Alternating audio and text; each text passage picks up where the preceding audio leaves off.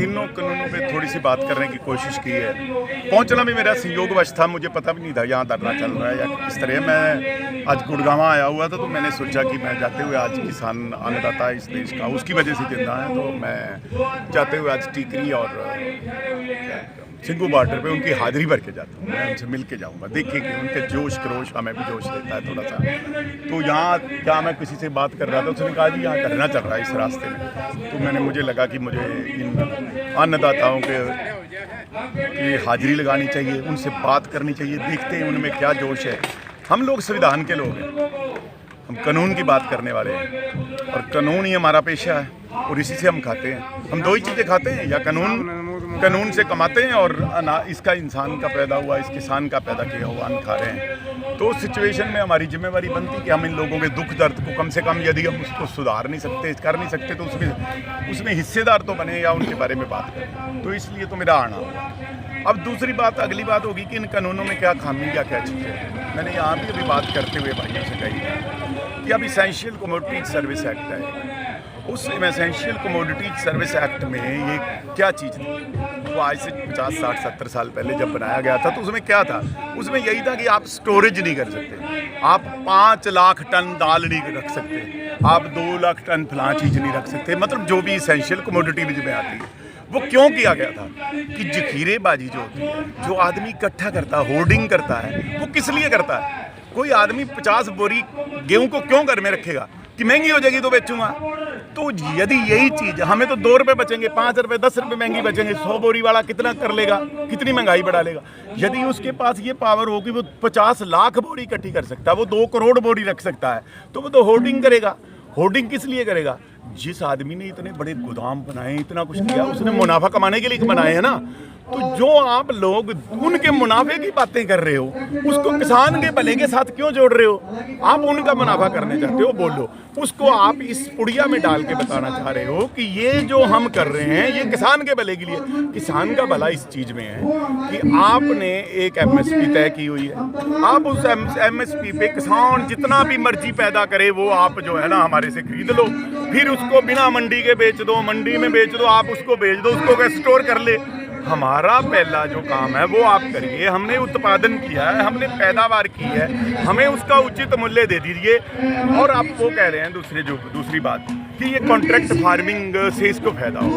आप ये तय कर दो जी, मैं तो एक स्टेप आगे जाता हूँ, बाकी तो किसान नेताओं ने फैसला करता हूँ, मैं तो उनके एक हमदर्द के नाते आगे जाता हूँ कि वो ना सारे हिंदुस्तान से कॉन्ट्रैक्ट कर लें। ये हमारे बैठे हैं किसानों के नेता कि आप जब आलू बोगे, आपसे 10 रुपए का किलो पूरे हिंदुस्तान से आलू खरीद लिया जाएगा, कर लो कॉन्ट्रैक्ट फार्मिंग, बेचते रहो 40 रुपए, हमें कोई मतलब नहीं। आप अपने आप जिसने 30-40 में खरीदा है वो बोलेगा। तो आप ये कॉन्ट्रैक्ट फार्मिंग कर रहे हो, मतलब आपको 7 लाख किसानों से करोगे, 10 लाख से करोगे, 20 लाख से करोगे, बाकी 30 करोड़ को हो जाएगा। आप उससे फार्मिंग करोगे, कॉन्ट्रैक्ट फार्मिंग करोगे। तो इसलिए यदि आप वास्तव में किसान का भला चाहते हो तो 2 चीज़ें करो। पहली बात, पूरे देश के किसानों के साथ कॉन्ट्रैक्ट कर लो कि ये बो दो और इतने में ले लेंगे। हमें नहीं पता वो 2 रुपए किलो बिके, बाकी आलू आपका 40 रुपए किलो, आप हमारे से 10 रुपए ले लो यार, 8 रुपए ले लो, जो मर्जी हमें पहले बता दो। तो एमएसपी का यही मतलब है, इसी चीज़ का मतलब है। आज के दिन सरकार फिर ये कह रही है कि एमएसपी जो है ना उसको हम नहीं हटा रहे। और ठीक है श्रीमान जी, नहीं हटा रहे, कितनों को एमएसपी दे रहे हो? हम ये कह रहे हैं कुछ ना करो, आप ये कर दो कि हमारे घर फसल होगी, हमें मंडी में नहीं जाना, छोड़ो एपीएमएस को में एक स्टेप। आप ये कह दो कि किसान के घर आएगा आदमी और अपनी फसल उठा के ले जाएगा, इसकी गारंटी कर दो, और इस रेट पे ले जाएगा, हमने कुछ नहीं लेना देना, अभी उठ के हम घर चले जाते हैं। तो हमारा ये बहुत लंबा हो चुका है, करीब 1 महीना होने का, 26-25 दिन हो गए हैं। तो क्या लग रहा है सरकार कहाँ तक? 1857 में क्या हुआ था सर,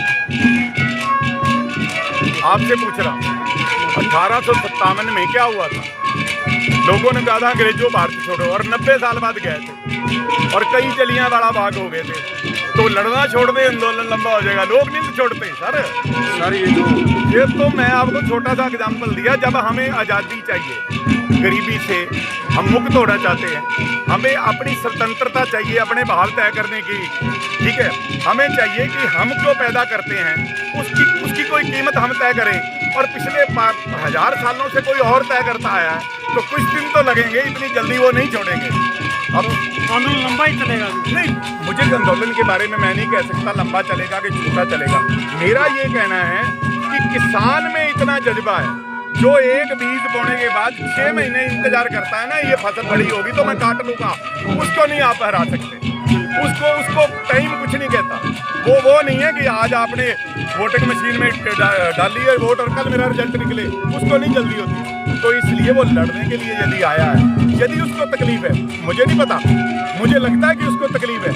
यदि उसको तकलीफ है तो वो अपनी तकलीफ के हल करवाने जानता है, ये उसकी खासियत है। और सर छोटू राम इसका उदाहरण है, जिन्होंने लोगों के मनों में जगह बनाई। और ये सर छोटू राम की धरती पे खड़े हम, बहुत से लोग हो सकते हैं मेरे जैसे लोगों के बहुत से मामलों पे सर छोटू राम के साथ विचार नहीं भी मिल सकते, चौधरी देवीलाल के साथ विचार मिल नहीं सकते, लेकिन जहाँ तक किसान की बात है, किसानों के वो मसीहा हैं, किसानों की हम उस धरती पे खड़े हैं जहाँ उन्होंने किसानों के लिए क्या किया था। सर छोटू राम ने महाजनी सभ्यता थी और उसमें करजाई था वो, उन्होंने कहा था एक बोर्ड बना दिया, वो फैसला करेगा कितने पैसे देने हैं, 300 के 3 रुपए, काम खत्म।